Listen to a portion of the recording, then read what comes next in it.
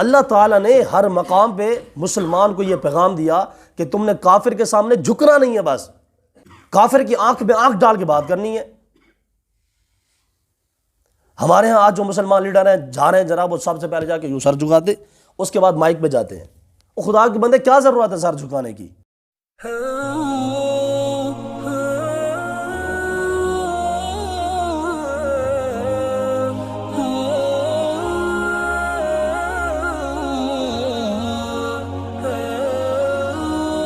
وہاں کافروں کی طرف سے ایک آیا، پہلوان تھا، بہت تگڑا پہلوان تھا، اونٹ پہ چڑھ کے آیا نا ایسے، اور آ کے کہنے لگا کون بھی جڑا میرے مقابلے میں ہے۔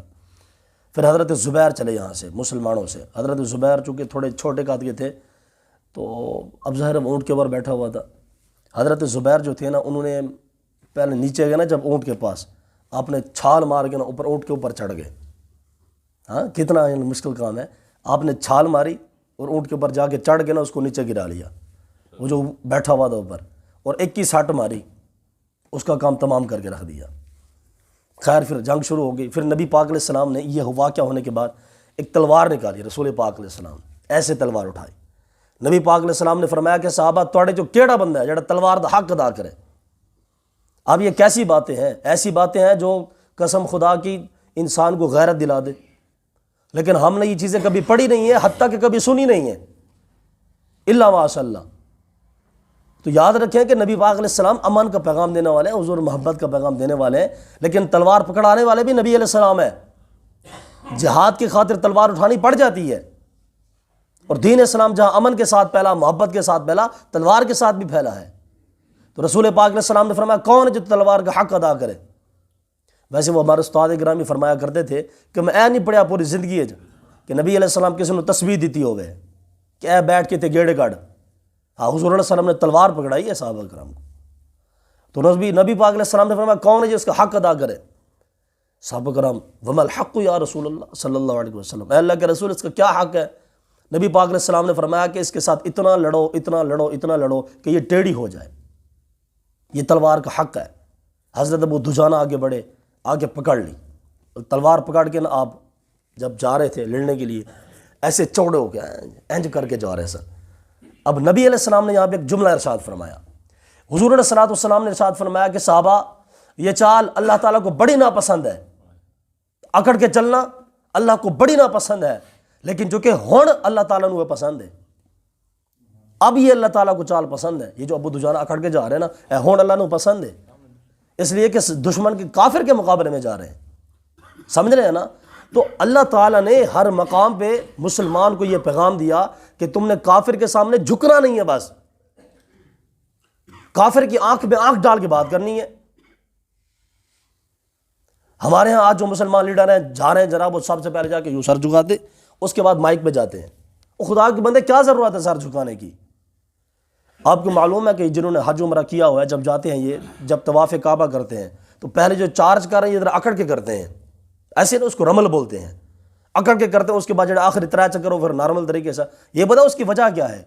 اس کی وجہ یہ ہے کہ جب مسلمان آئے تھے نا مدینے سے، تو مکے والے کہنے لگے جی اے ویکھو جی مسلمان تو اتنے جا کے ماڑے ہو گئے، اے ویکھو جسم ہی کوئی نہیں ہے، کوئی باڈی کوئی بورڈے شوڈے کوئی چکر ہی کوئی نہیں ہے۔ نبی علیہ السلام نے فرمایا کہ صحابہ ذرا تکڑے ہو کے چلو ذرا اج، حالانکہ اللہ کی عبادت ہے، طواف اللہ کی عبادت ہے، ہاں جی اللہ کا گھر ہے، تو لیکن نبی علیہ السلام نے فرمایا کہ کسی کافر کے سامنے سر نہیں جھکانا، بھاویں نمازی کیوں نہ ہوئے، بھاویں طوافی کیوں نہ ہوئے۔ تو یہ کہ جناب یہ کوئی چکر ہی نہیں ہے جناب، ہمارے ہاں تو جناب وہ سر جی ٹھیک ہے جی سر جی۔ اور دادا صاحب کا جب عرس ہوتا ہے نا تو مجھے یاد ہے اچھے طریقے سے، کافی پرانی بات ہے، وہاں پہ نا وہ کچھ چائنیز آئے ہوئے تھے، تو ہمارے کو 10-15 مسلمان حکومت کی طرف سے ان کو پروٹوکول تھا چونکہ چائنیز کو وہ سارے سیر کروا رہے تھے سارا، تو چائنیز نے کہا کہ یار یہ جو یہاں پہ بڑا رش لگا ہوا ہے، یہ جس کو دادا صاحب کو اس کا وزٹ کراؤ ذرا۔ وہ آ گیا، آپ کو پتہ ہے لائنیں کتنی بڑی ہوتی ہیں دادا صاحب میں، بڑا مشکل بندہ تھک کے جاتا ہے دھکے کھا کے۔ اب وہ جو حکومتی ٹٹو تھے نام مراد وہ آئے اور ہم لوگ لائن میں کھڑے ہوئے ہیں، اس نے آگے جناب وہ بندوں ساروں کو پیچھے کی، ہٹوئے مہمان آ رہے، ہٹو فلاں آ رہے، وہ جناب سارے مسلمانوں نے پیچھے ہٹا کے اور چائنیز نو تسلی نہ لگے لے گیا، ایک چھوٹی جی ٹھوکر بھی نہیں لگی چائنیز نو۔ اے ویکھو کڈی وڈی زیادتی ہے، یہ تو مسلمان نے پیچھے ہٹا گیا، کافر دا پروٹوکول ہے جناب۔ اور پھر کہتے ہیں مولوی گل کرتا ہو خدا دے بندے تسی قرآن کی مخالفت کر رہے ہو۔ اور سب سے بڑی مخالفت یہ ہے کہ جب ہم لوگوں کو بتاتے ہیں کہ یار اے جرم کیتا انہیں، وہ ٹھیک ہے قاری صاحب لیکن وہ بندہ کمال ہے، وہ یار ٹھیک ہے قاری صاحب کا کیا مطلب ہے؟ گناہوں پہ پردے ڈال رہے ہو، اس کے جرم کو چھپانے کی کوشش کر رہے ہو۔ ہم آپ کو کہہ رہے ہیں کہ یار فلاں بندے نے 4 علماء کو شہید کر دیا، 4 علماء کو جن کے سینے میں قرآن تھا، حدیث تھی، مصطفیٰ کا فرمان تھا، علماء کو شہید کر دیا۔ قاری صاحب ٹھیک ہے لیکن بندہ کمال ہے، وہ ٹھیک ہے کا کیا مطلب ہے بھائی؟ وہ اللہ تعالیٰ معافی دے ہماری بیٹی کے ساتھ زنا کر کے بیٹھ جائے، وہ ٹھیک ہے جی لیکن بندہ گریٹ ہے، وہ بھی ایسے گریٹ کو گولی مارنی ہے۔ تو یاد رکھے جرم جرم ہے، جو بندہ بھی مرضی کرے، چاہے مولوی کرے، چاہے عام انسان کرے، چاہے حکمران کرے، یہ ذاتی ہے۔ تو ہمارے ہاں آج پر کافر کو پروٹوکول دیا جا رہا ہے، حالانکہ اللہ تعالیٰ نے پہلے سپارے میں ارشاد فرمایا کہ اے حبیب ولن ترضى عنك اليهود ولا النصارى حتى تتبع ملتهم، فرمایا کہ حبیب یہ کافر آپ کے تب تک خیر خواہ نہیں بن سکتے جب تک آپ ان کے غلام نہ بن جائیں۔ انہیں تو تھلے رہ کے زندگی گزارا تو خوش نے، اللہ تو فرمانے۔ اور یہی بات ہے جو صدر بش نے کہی تھی۔ تو اصل کے اندر مصیبت یہ ہے کہ آج مولوی جو بیچارہ بات بیان کر رہا ہے، لوگ بات سننے کو تیار نہیں ہیں۔ تو نبی علیہ السلام نے فرمایا کہ اے چال اللہ تعالیٰ نے بڑی ناپسند ہے لیکن ہون اللہ نو پسند ہے، اس واسطے کے سامنے دشمن کھڑیا۔ تو جناب پھر یہ معاملہ ہوا سارا، المختصر یہ کہ اللہ تعالیٰ نے مسلمانوں کو فتح عطا فرمائے، کافر دوڑ گئے۔ اب یہ ایک چیز یہاں پہ یہ بھی یاد رکھیں، اس لشکر دے وچ نا کافراں دے لشکر وچ حضرت خالد بن ولید آئے ہوئے سن، اور کمان خالد بن ولید کول سی، اور اے بڑا ترکڑا جنگجو سی خالد بن ولید۔ 3 مرتبہ آگے بڑھے کافر، تو نبی پاک علیہ السلام نے 50 بندے وہ ان کو پہاڑی کے اوپر کھڑے کر دیے تھے، جبل رباط کے اوپر۔ نبی علیہ السلام نے فرمایا بھی چونکہ اے بڑی اہم چیز ہے، ساڈا ویک پوائنٹ ہے، اتوں کافر حملہ کر سکتا، ادھر پچھوں جو گزر کے آگے ساڑھے پیچھے تو پہاڑ ہے، حضور نے فرمایا اتوں تو کوئی مقابلہ نہیں ہے، اتوں تو کوئی ڈر نہیں ہے، لیکن چونکہ ساڑھی اس سائڈ تے نا وہ پہاڑی ہے، اتوں کافر چڑھ کے مقابلہ کر سکتا۔ اس پر سے پھر نبی پاک علیہ السلام نے 50 صحابہ تیر انداز کھڑے کر دیے تھے۔ حضور علیہ السلام نے فرمایا کہ عبداللہ بن حضرت جبیر کو فرمایا کہ دیکھ بھئی ساڑھے نال جڑا کچھ مرضی ہو جاوے میدان دے وچ، تو اے پہاڑی نہیں چھڈنی، اسی بھاویں ہر جائیے بھاویں جت جائیے، تو اے پہاڑی نہیں چھوڑنی، اے کافراں دا ویک پوائنٹ ہے، ساڑھے واسطے بڑا مسئلہ بن سکتا۔ حضرت یہ جو خالد بن ولید تھے نا، جب ان کو 3 مرتبہ پیچھے دھکیل دیا مسلمانوں نے، تو خالد بن ولید نے دیکھا کہ یار یہ تو موقع ہے، جو کافر بھاگ گئے نا سارے، ابھی جو پہاڑی کے اوپر بندے تھے انہوں نے سمجھا کہ یار سانو شاید فتح لب گئی ہے، کافر دوڑ گئے، لے جاؤ تھلے۔ حالانکہ حضور نے منع فرمایا تھا کہ ہر حال دے اندر پہاڑی نہیں چھڈنی۔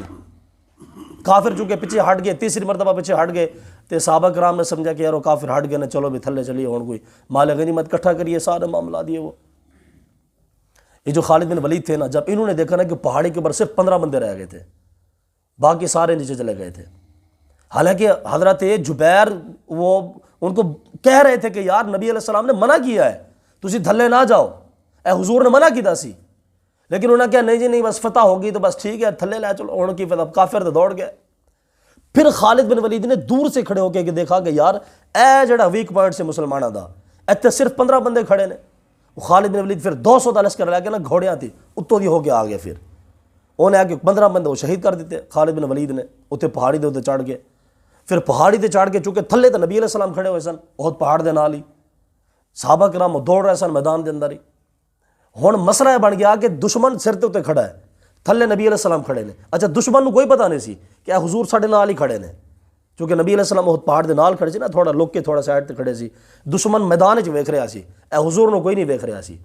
صحابہ کرام دوڑی جا رہے سن، کافراں نو بھگا رہے سن۔ ہن مسئلہ سی نبی پاک علیہ السلام واسطے کہ رسول پاک علیہ السلام اپنے صحابہ نو بلا ہی نہیں سکتے سی پیچھے، کیونکہ اگر حضور علیہ السلام آواز مار دینا تو دشمن دے سر تے کھڑا سی، انہیں صحابہ تو پہلے نبی علیہ السلام نو شہید کر دینا سی۔ اچھا پھر ہویا انج ہی ہے کہ نبی پاک علیہ السلام جدو ویکھیا نے صحابہ کرام جا رہے ہیں کافراں دے پیچھے، پھر حضور علیہ السلام نے آواز ماری یا معاشر الانصار یا معاشر المہاجرین، فرمایا کہ خدا دے بندے ہو پیچھے آؤ تسی۔ اچھا یہاں سے وہ کافروں نے بات سن لی، وہاں سے انہوں نے تیر مارنا شروع کر دیے۔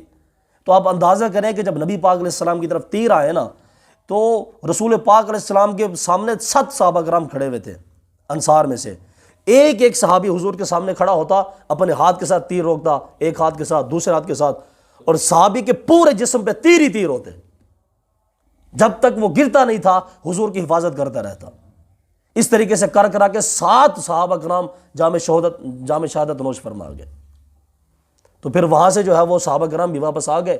اب جب صحابہ کرام واپس آئے اوپر سے انہوں نے تیر مارے. اب صحابہ کرام میں بھاگ دوڑ مچ گئی. اب جو کافر ڈر کے بھاگ گیا تھا وہ بھی واپس آ گیا کہ یارو اسی تو جت گئے ہیں, اسی تو ڈر کے بھجی جا رہے ہیں. وہاں سے وہ کافر واپس آ گئے. یہاں سے خالد بن ولید جو تھا اس نے اٹیک کیا. اب مسلمانوں میں بھاگ دوڑ مچ گئی. اب کوئی پتہ نہیں چل رہا تھا کہ کون کس کو مار رہا ہے. حتیٰ کہ کئی صحابہ کرام بھی شہید ہو گئے, اور 1-2 بندے تو خود صحابہ کرام نے صحابہ کو شہید کر دیا اس بھگ دڑ کے اندر. سارے معاملات یہ تو ایسا پھر معاملہ ہوا. پھر یہاں پہ نا کام سارا خلط ملط ہو گیا. پھر ایک یہاں پہ جو سب سے بڑا واقعہ پیش آیا نا, وہ واقعہ یہ تھا, ایک کافر نے وٹا اٹھا کے اس نے جب دیکھا کہ نبی علیہ السلام تو کھڑے ہوئے, اس نامراد نے پتھر اٹھا کے نا رسول پاک علیہ السلام کے چہرے مبارک پر مارا, اور نبی علیہ السلام کھڑے ہوئے تھے. رسول پاک علیہ السلام نے چونکہ وہ زرہ مبارک پہنی ہوئی تھی تو نبی علیہ السلام کی یہاں پہ نہ لگا, گال کے اوپر پتھر آ کے لگا. تو وہ جو لوہے کی جو کڑی تھی نا, وہ نبی علیہ السلام کی گال مبارک کی جو ہڈی ہے نا گال کی, اس کے اندر حضور وہ گھس گئی لوہے کی ہڈی. اور جب صحابہ کرام نے دیکھا کہ یار یہ نبی علیہ السلام تو گر پڑے ہیں, رسول پاک علیہ السلام گر پڑے, تشریف لے, بے ہوش ہونے والے تھے. اور پھر اوپر یہ ہوا کہ نبی پاک علیہ السلام کے پیچھے نہ کھڈا تھا, حضور کھڈے کے پاس ہی کھڑے تھے. تو نبی علیہ السلام ایک تو گرے, پھر حضور علیہ السلام کھڈے میں جا کے گر پڑے. تو صحابہ کرام میں بھگ دوڑ مچ گئی کہ یار ہمارے نبی شہید ہو گئے. صحابہ کرام ویسے بازی ہار کے بیٹھ گئے. صحابہ نے کہا یار ہوں تو لڑنے کا کوئی فائدہ ہی کوئی نہیں, ساڑھے رسول تو شہید ہو گئے نا, ہوں اسی کوئی نہیں لڑنا. کچھ صحابہ تو تلواریں چھوڑ کے بیٹھ گئے. حضرت انس بن نضر تھے, انہوں نے کہا کہ یار ہوں حضور تو بغیر جینے کا کوئی فائدہ کوئی نہیں, آؤ چلیے جل کے لڑیے کافرانہ, لڑ لڑ کے مر جائیے بس, آئیے ہوں ساری زندگی, اور تو کوئی چکر ہی نہیں ہے. نبی پاک علیہ السلام کو صحابہ کرام نے باہر نکالا, اور ایک صحابی تھے انہوں نے حضور کی گال سے نا وہ لوہے کی کڑی نکالی جو حضور کے اندر گھس گئی تھی یہاں سے گال مبارک سے. تو آپ اندازہ کریں کہ اس صحابی کا دانت ٹوٹ گیا لیکن وہ کڑی نہیں نکلی سی. ایک صحابی نے پھر اپنی داڑھ کے ساتھ زور لگایا, اور داڑھ کے ساتھ زور لگا کے اس نے وہ نبی علیہ السلام کی گال مبارک سے وہ لوہے کی کڑی نکالی تھی. اور رسول پاک علیہ السلام کے چہرے مبارک سے اتنا خون بہا کہ نبی علیہ السلام بے ہوش ہو گئے. آپ اندازہ کر سکتے ہیں وہ کیسا معاملہ ہوگا, وہ کیسی کیفیت ہوگی. نبی علیہ السلام دونوں جہانوں کے مالک ہیں, لیکن دین کی وجہ سے رسول پاک علیہ السلام نے کتنی سختیاں برداشت کی ہیں. آج ہم لوگ صرف یہ بات کرتے جی بیٹا یہ بات نہیں مان رہا جی, بس سمجھ رہے ہیں نا. تو یہ ہے سارے معاملات اندر. پھر پورے احد کے میدان میں بات پھیل گئی جی حضور شہید ہو گئے, حضور شہید ہو گئے. لو جی پھر صحابہ کرام کی ویسے ہمتیں ہار گئیں. لیکن یہ کہ نبی پاک علیہ السلام کو جب ہوش مبارک آیا تو رسول پاک علیہ السلام نے صحابہ کرام کو سنبھالا, اور سنبھال کے قریباً کوئی 70 صحابہ کرام تو ویسے شہید ہو چکے تھے کرا کے. پھر نبی پاک علیہ السلام کسی طریقے سے میدان کو ہینڈل کیا, اور جو کافر تھے وہ انہوں نے اپنا بدلہ لے لیا تھا بدر والا, چونکہ بدر کے اندر ان کے 70 مارے گئے تھے, تو احد کے اندر انہوں نے 70 شہید کر دیے. تو پھر نبی پاک علیہ السلام نے جب یہ حضور کو لگا نا وٹا لگا, تو نبی پاک علیہ السلام نے دعا کی کہ یا اللہ یہ قوم کیسے ہدایت پا سکتی ہے کہ جس قوم نے اپنے نبی کے خون کو بہا دیا ہو, یہ قوم کیسے ہدایت پا سکتی ہے. حضور نے جلال میں آ کے دعا کی نا. اب اللہ کا نظام دیکھے کہ نبی علیہ السلام جب یہ بات کی نا, تو وہ جتنے بھی تھے نا سامنے کافر, تو فتح مکہ کے دن اللہ تعالیٰ نے ان سب کو ہدایت عطا فرمائی تھی. یہ بھی اللہ کا نظام چیک کرے. سامنے کون تھا؟ واشی بن عرب تھا جس نے حضرت امیر حمزہ کو شہید کیا تھا, حضرت ابو سفیان تھے, خالد بن ولید تھے, ہندا تھی, یہ سارے پھر مسلمان ہو گئے. یہ اللہ کا نظام ایسا تھا. تو احد کا مقام ایک ایسا ہے کہ جس کے اندر صحابہ کرام سے چھوٹی سی مسٹیک ہوئی, چھوٹی سی مسٹیک, کہ حضور نے فرمایا تھا کہ تجھے پہاڑی نہیں چھڑنی, لیکن صحابہ کرام نے چھوڑ دی. یہ صحابہ کرام کی مسٹیک ہوئی نا, اللہ تعالیٰ نے دیکھے کتنی آزمائش ڈال دی ہے پھر صحابہ پہ. صحابہ کرام تے پکڑ پہلے نہیں آئے سی, وہ پہاڑی چھڈن تو بعد آئی سی, جڑے کہ نبی علیہ السلام نے فرمایا سی کہ چھڈنی نہیں ہے. یہاں سے محدثین فرماتے کہ دیکھو بھائی نبی علیہ السلام کا جو بھی فرمان ہے نا, اور جو بندہ اس کی نافرمانی کر رہا ہے, حضور کی نافرمانی کر رہا ہے, تو سمجھ رہے کہ اللہ کی طرف سے آزمائش اس کے پاس آ رہی ہے. ہمارا پاکستان 76-77 سال گزر گئے, نازک حالات سے گزر رہا ہے, نازک حالات سے گزر رہا ہے, نازک حالات سے. اور خدا دے بندے کوئی ایک سال بھی گزرا ہے کوئی پاکستان دے اچھے حالات آ, اللہ رسول اللہ تسی جناب جنگ چھیڑ کے بیٹھے ہو سعودی صورت تے کتنے ساڑے تے کامیابی آ سکتی ہے, کتنے ساڑے تے خوشحالی آ سکتی ہے. اصل کے اندر یہ معاملہ تھا. یہ بڑی خاص بات ہے, خاص بات. صحابہ کرام نے حضور علیہ السلام نے فرمایا بھی تھا کہ صحابہ جیڑا کچھ مرضی ہو جاوے, اے پرندے ساڑا گوشت چک کے لے جان, تجھے پہاڑی نہیں چھڑنی. لیکن جو کہ صحابہ کرام نے چھوڑ دی, یہ مسٹیک تو ہوئی رہے صحابہ کرام سے, اللہ تعالیٰ نے بعد میں معاف بھی کر دیا تھا. تو لیکن یہ ہے کہ صحابہ کرام نے مسٹیک کی, اللہ تعالیٰ نے اتنی بڑی آزمائش ڈال دی. حضور علیہ السلام بھی زخمی ہو گئے, 70 صحابہ کرام بھی شہید ہو گئے, حضرت امیر حمزہ بھی شہید ہو گئے, اور حضور کی سب سے بڑی سپورٹ تھی حضرت امیر حمزہ, وہ شہید ہو گئے. تو یاد رکھو کہ نبی علیہ السلام کا جو بھی فرمان ہے نا, اس کی کبھی نافرمانی نہیں کرنی. گرچہ نبی پاک علیہ السلام کا داڑھی مبارک کا فرمان بھی نہ ہو, حلوہ مبارک کا فرمان بھی نہ ہو, حضور علیہ السلام کا کوئی بھی فرمان ہے آمنا و صدقنا, جی ساڑھے نبی کا فرمان ہے, بس ٹھیک ہے. مسلمان آج ہی کامیاب ہو سکتے ہیں. اقبال نے کہا نا کہ آج بھی ہو کر ابراہیم کا امام پیدا, آگ کر سکتی ہے انداز گلستان پیدا. آج بھی مسلمان انسان کا بچہ بن جاوے, اسی پوری دنیا تے غلبہ پا سکتے ہیں. اللہ تعالی ہمیں عمل کی توفیق عطا فرمائے.